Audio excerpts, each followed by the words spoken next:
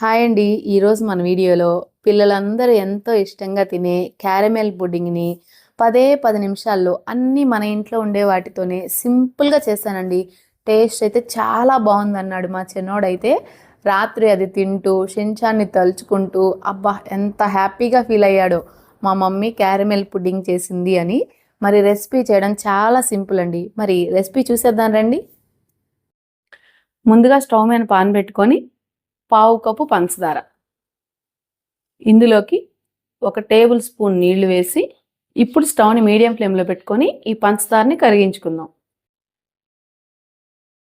పంచదార ఇలా కరిగింది కదండి. ఇప్పుడు స్టవ్ని లో ఫ్లేమ్లో పెట్టుకొని నిదానంగా ఇలా కలుపుకుంటూ క్యారమెల్గా చేసుకుందాం. క్యారమెల్ చూసారు కదా, ఇలా మంచి తేనె కలర్ రావాలి. ఇది కనుక మనకి మాడిందనుకోండి, అంటే ఇంకొంచెం ముదురు కలర్ వచ్చిందనుకోండి, మనకి చేదు వస్తుంది. అది జాగ్రత్తగా గుర్తుపెట్టుకోండి.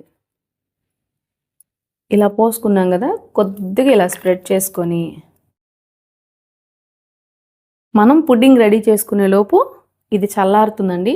దీన్ని ప్రత్యేకంగా చల్లారబెట్టాల్సిన అవసరం ఏమీ లేదు. ఇది పక్కన పెట్టేసుకొని నెక్స్ట్ ప్రాసెస్ చేసేసుకుందాం.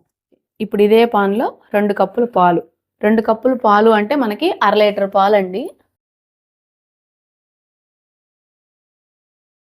స్టవ్ ఆన్ చేసుకొని పాలను ఒక పొంగు వచ్చేంత వరకు మరిగించుకుందాం. మనకి పాలు కాగేలోపు 2 టేబుల్ స్పూన్లు వెనీలా కస్టర్డ్ పౌడర్, చూసారు కదండి, నేను ఇది తీసుకున్నాను. వెనీలా ఫ్లేవర్ అయితే బాగుంటుంది.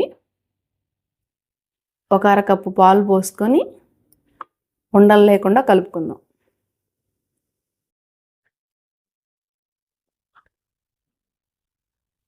పాలు ఇలా మరుగుతున్నాయి కదండి. ఇప్పుడు ఇందులో 1 పావు కప్పు పంచదార వేసి ఈ పంచదారని కరిగించుకుందాం. చూడండి, పంచదార కరిగి పాలు ఇలా ఒక పొంగు వచ్చాయి కదా. ఇలా ఉండలు లేకుండా కలుపుకున్న ఈ కస్టర్డ్ మిల్క్ని ఇందులో వేసుకుందాం.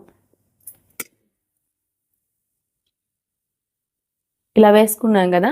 ఇప్పుడు స్టవ్ని లో టు మీడియం అడ్జస్ట్ చేసుకుంటూ ఇలా కలుపుకుంటూనే ఉడికించుకోవాలండి, లేదంటే మనకి ఉండలు కడుతుంది. ఇది చేయడం చాలా సింపుల్ అండి, కాకపోతే మనం ఇలా కలుపుకునే దాంట్లోనే ఉంటుంది. చాలా త్వరగా ఇది అనేది ఉడికిపోతుంది. చూడండి, అప్పుడే ఎంత స్టిక్కీగా మారిందో. ఇలా సర్కిల్ మోషన్లో ఇలా కలుపుకుంటూ ఉండాలి. మనకి ఎక్కడా కూడా ఉండలు అనేవి ఉండకూడదండి. ఇలా దగ్గర పడిన తర్వాత స్టవ్ని లో ఫ్లేమ్లోకి మార్చుకొని ఉడికించుకోవాలి. చూసారు కదండి, ఉండలు లేకుండా ఇలా ఉడికించుకున్నాను కదా. నాకు ఇలా దగ్గర పడడానికి 5 నిమిషాలు పట్టిందండి. మొత్తం టోటల్గా ఈ రెసిపీ 10 నిమిషాలు టైం పట్టింది. చూస్తున్నారు కదా, మనకి ఈ కన్సిస్టెన్సీ వస్తే సరిపోతుంది. ఇలాగ ఈ రెడీ అయిన ఈ పుడ్డింగ్ని ఈ క్యారమెల్ బౌల్లో వేసేసుకుందాం.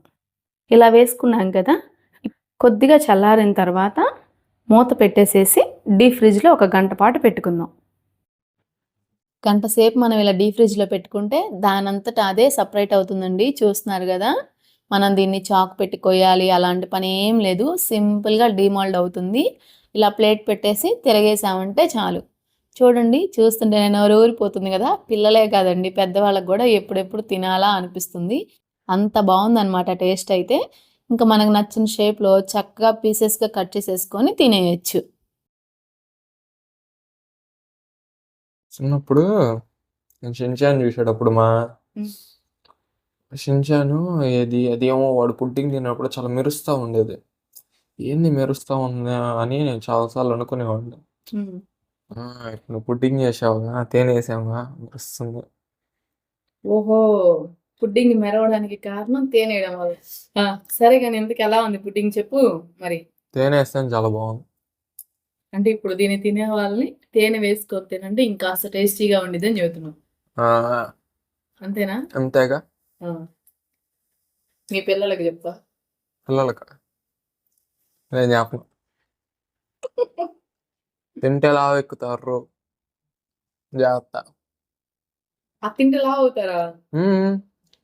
మరి ఎంత మరి పంచదార వేసి అవన్నీ వేస్తాం, మరి లావు ఎక్కరా. చిన్నప్పుడు నేను బాగుండం లాలేను. చూసారు కదండి మా చిన్నోడైతే ఎంత హ్యాపీగా ఫీల్ అవుతూ తింటున్నాడు. మరి మీరు కూడా పిల్లల కోసం అప్పుడప్పుడైనా ఇలాగ కొత్త కొత్తగా ట్రై చేయండి. మీరు కూడా ట్రై చేసి అది ఎలా వచ్చిందో కామెంట్ సెక్షన్లో చెప్పండి. ఈ వీడియో నచ్చితే లైక్ చేసి షేర్ చేసి మన ఛానల్ని సబ్స్క్రైబ్ చేసుకోండి. మళ్ళీ మరో మంచి రెసిపీతో మళ్ళీ కలుద్దాం. Bye bye.